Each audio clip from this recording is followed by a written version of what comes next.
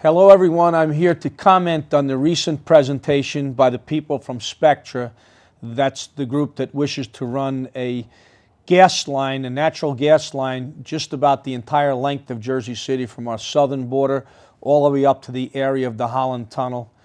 And the idea for this is that they're going to provide better, more reasonably priced and cleaner energy to our good friends on the east side of the Hudson River in New York City. And although we wish them all the best over New York, this is going to be nothing but trouble and tremendous danger for the people of Jersey City. Our original complaint, our original concern, the safety of our citizens, our businesses, and the future development of Jersey City has not been addressed, has not been assuaged. So no matter what they do, you've seen what happened in Edison 15 years ago.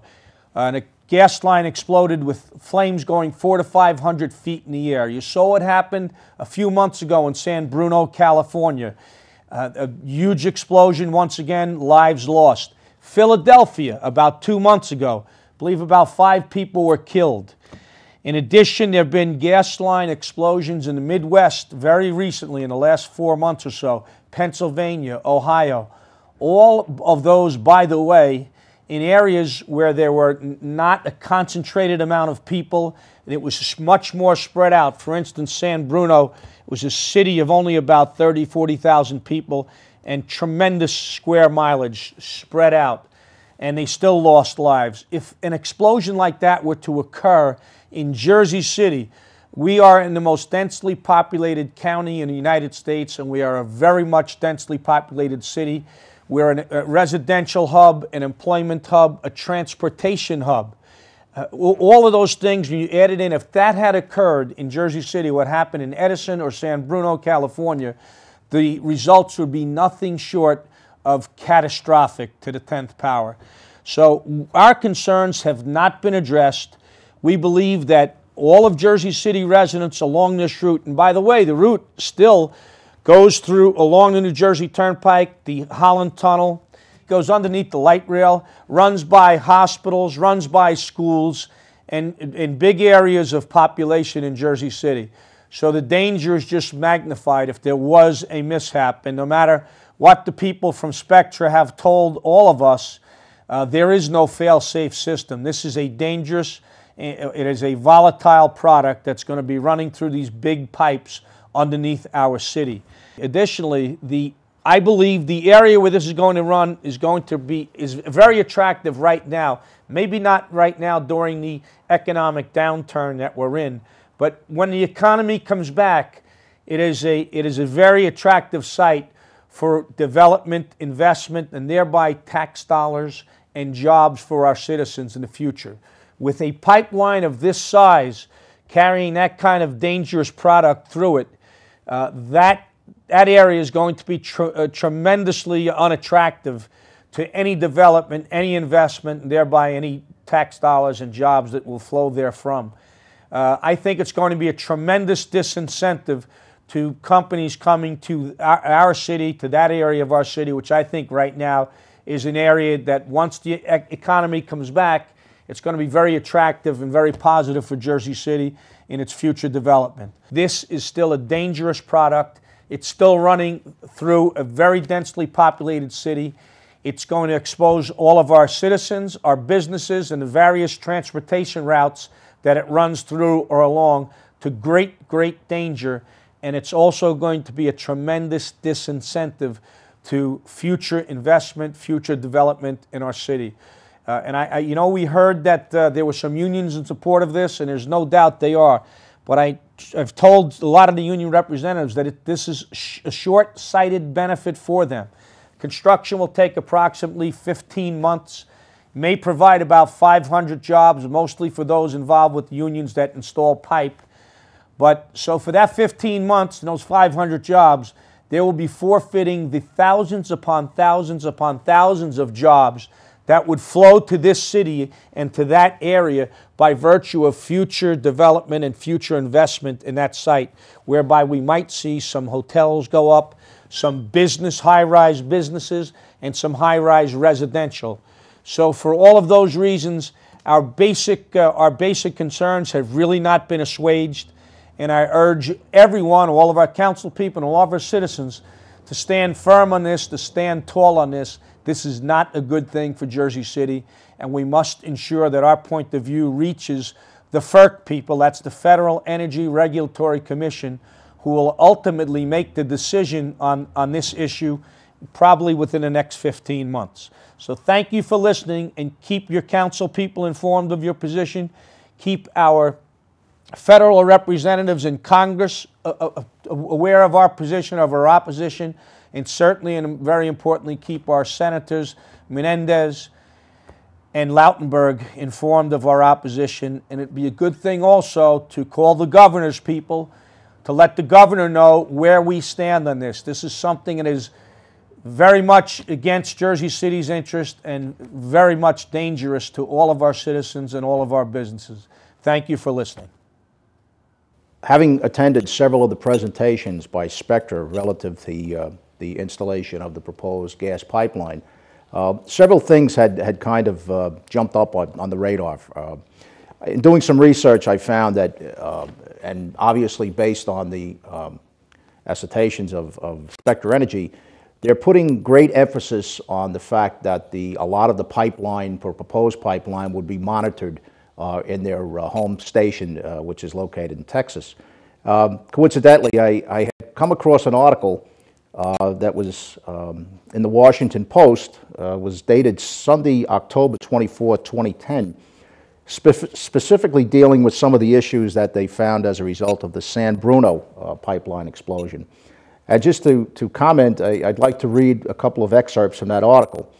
And one was, the explosion of a natural gas pipeline in San Bruno, south of San Francisco, has underscored a growing concern about the capabilities of utility employees to watch over the nation's pipelines, and whose errors have been linked to a number of mishaps, some of them catastrophic.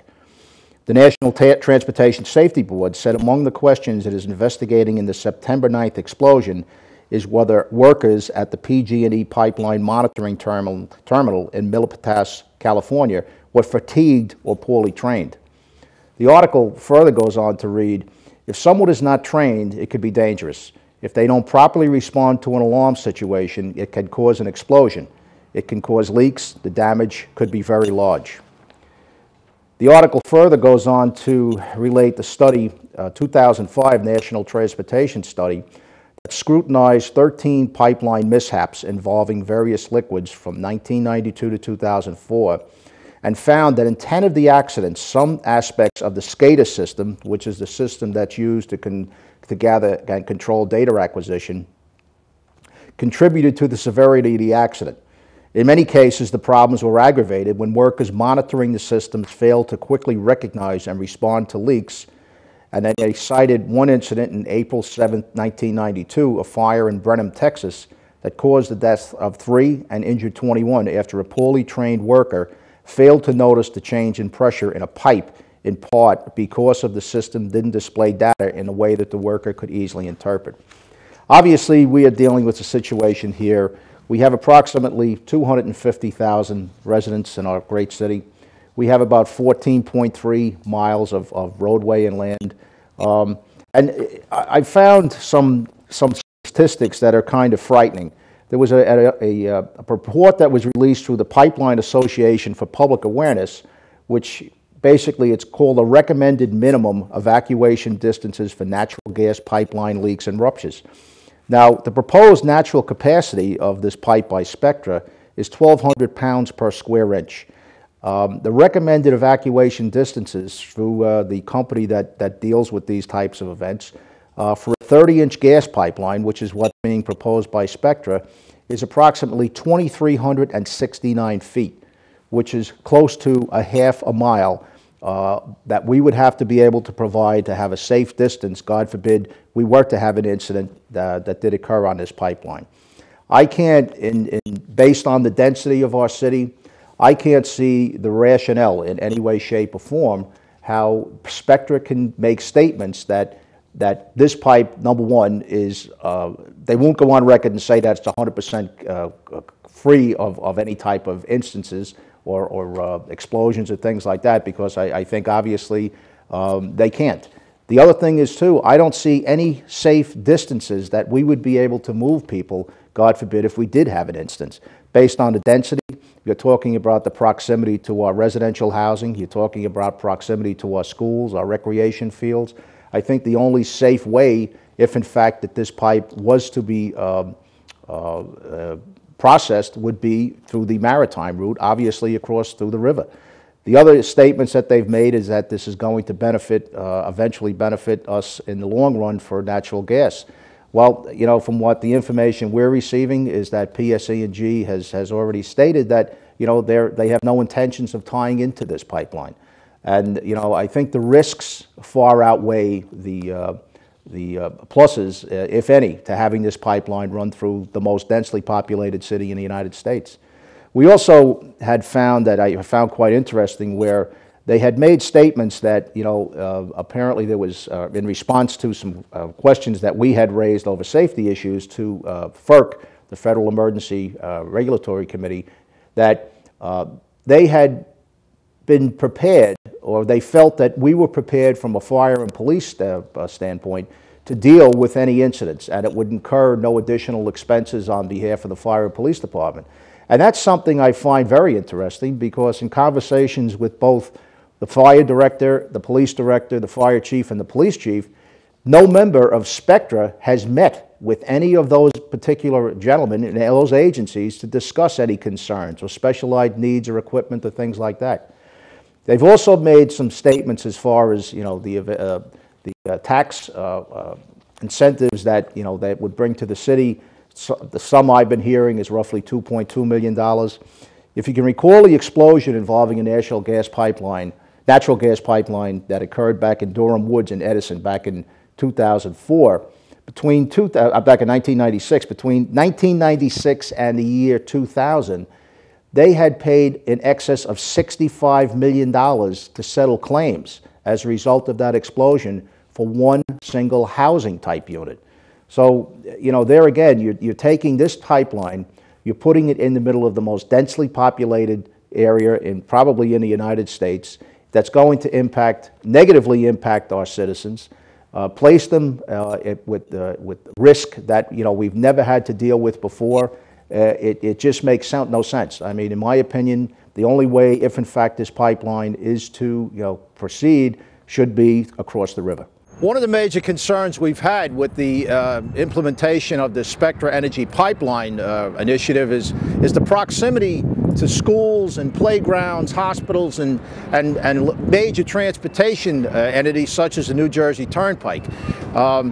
Obviously, in this location where we are in downtown Jersey City, adjacent to School 5 by Mary Benson Park, it's both a recreational field and also a playground. And the proposed route would have this gas pipeline within a couple of 100 feet. We've done some research and found that a pipeline operating at a 30-inch pipeline operating at approximately 800 pounds, which is less than the proposed 1,200 pounds, what there actually is full capacity for this pipeline, you need setbacks of almost a half mile of each side of the pipe. And obviously where we're standing is within close proximity to this playground here where children of Jersey City are playing. And obviously this pipeline is located in this densely section of Jersey City, endangering the lives of our children and our residents in general. Is not the right place to have it. Also, the issue we have here with the New Jersey Turnpike extension to my right, this is a major component of our evacuation planning for this city. And if there was an incident that in any way, shape, or form, as a result of this pipe that would take that New Jersey Turnpike extension out of existence, we'd have a tremendous, tremendous time moving people out of here at the time of an emergency.